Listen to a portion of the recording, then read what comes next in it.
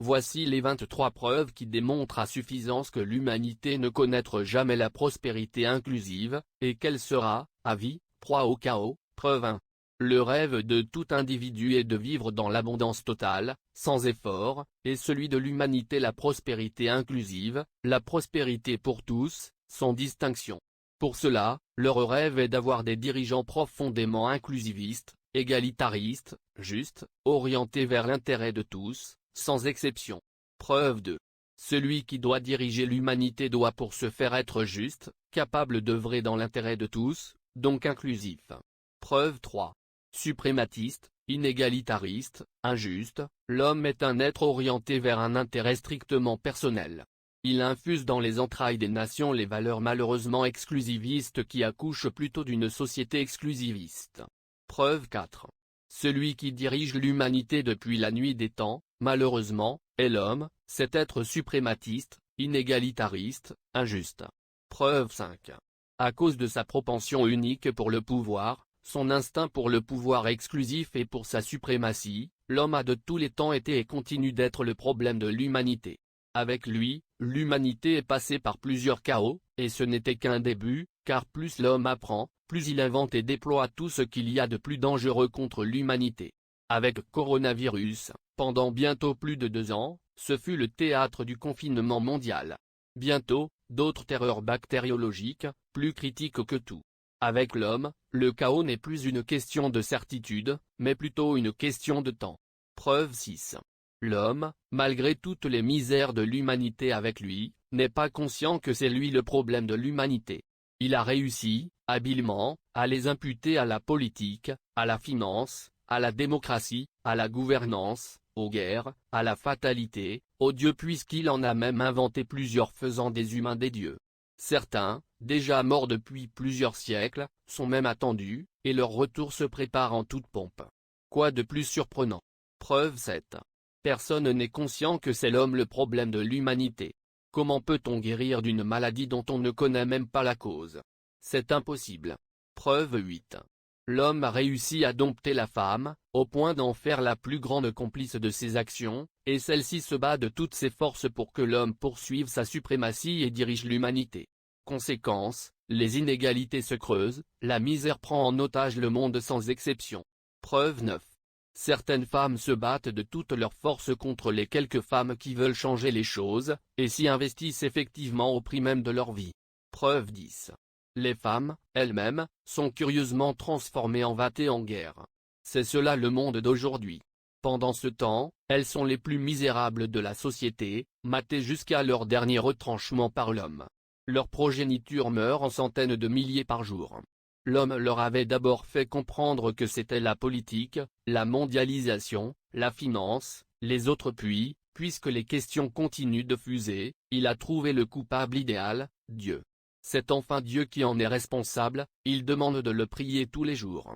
Aujourd'hui, elles sont presque tous les jours dans les églises, dans les mosquées, dans les synagogues, etc.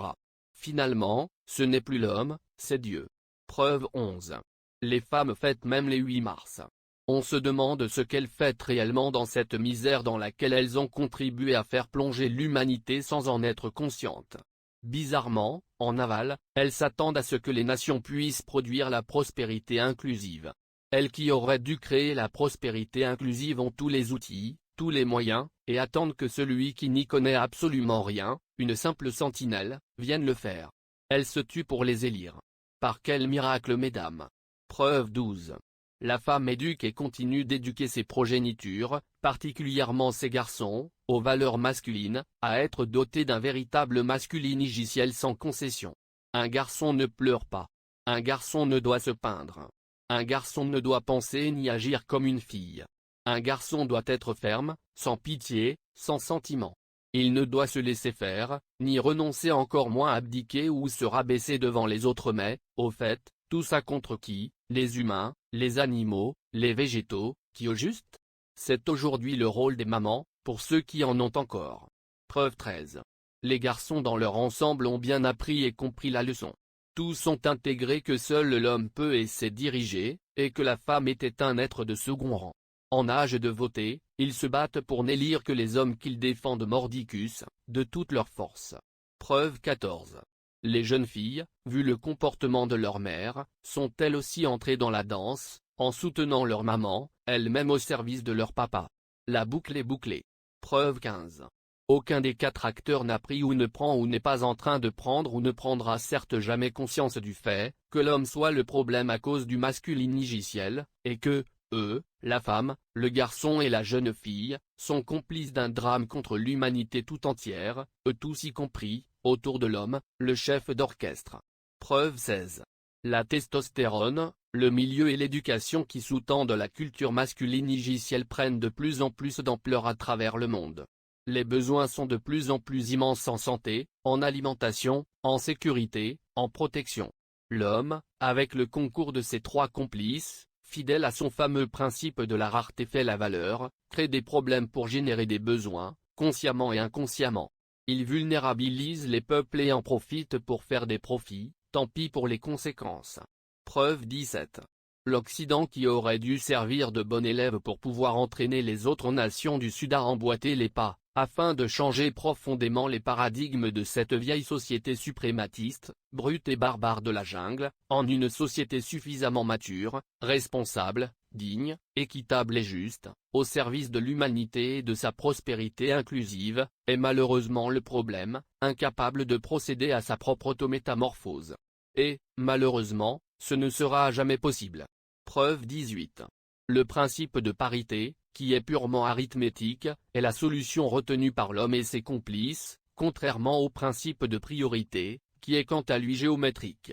La géométrie dicte la position, par conséquent impose le nombre. Preuve 19. Toute l'humanité pense encore, y compris la femme elle-même, que la question de sa place est une question de justice sociale qui, pourtant, dans les faits, ne devrait même pas être un sujet de débat dans un monde civilisé.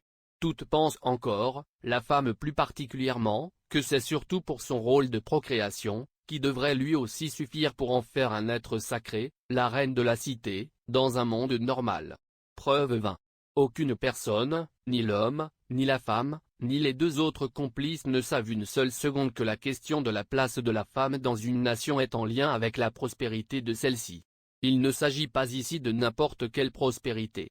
Il s'agit de la prospérité pour tous, la prospérité inclusive dont toutes les nations sont toujours à la recherche. C'est-à-dire la prospérité des enfants avant tout, la prospérité de l'homme puisque c'est elle qui fait les grands hommes, ensuite sa prospérité, bref la prospérité de l'humanité. Personne, au monde ne lie la place de la femme à la prospérité de nation. Preuve 21. Il ne s'agit pas, en effet, que d'un problème de nombre de femmes à la tête des institutions stratégiques, mais aussi et surtout de l'importance des valeurs féminines dans les sociétés, de leur degré d'emprise sur les sociétés, puisqu'en fait c'est de cela qu'il s'agit. La raison est toute simple. Toutes les valeurs féminines, valeurs qui ont forgé le féminigiciel, sont des valeurs de prospérité, sans exception. Il faut donc faire en sorte que ces valeurs prennent contrôle sur le sociétigiciel.